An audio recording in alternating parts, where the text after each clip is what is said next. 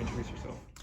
Dave Harrell, President and CEO of Visit Quad Cities. So, how has the impact or the pandemic impacted tourism here in the Quad Cities? Well, it's impacted us substantially. I mean, certainly revenues are down in our visitor economy, but I think what we're seeing now is a lot of pent-up demand and certainly a lot of excitement to kind of get back out there again. So not only has 2020 been incredibly difficult, but now I think we're starting to see the light at the end of the tunnel as we begin to open up. So definitely very bullish on the future.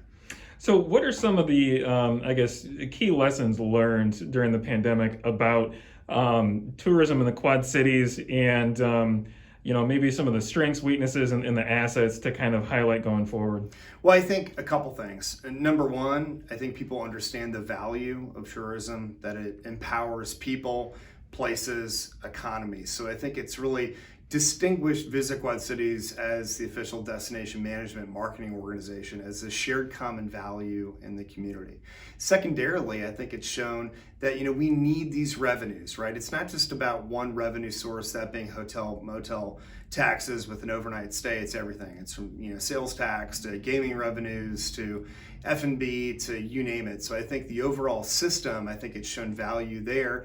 I think also it's shown our agility and our adaptiveness as a community from the tourism space to be able to adjust accordingly to make sure that the community is positioned appropriately in terms of how we respond. And I think lastly, all of our assets and most importantly, our people have been impacted this. So tourism is about jobs. There's 8,270 jobs that are kind of connected to the visitor economy, sector and the various things that it represents. And so getting people back to work in the hospitality industry is something that we're all just kind of chomping at the bit to do.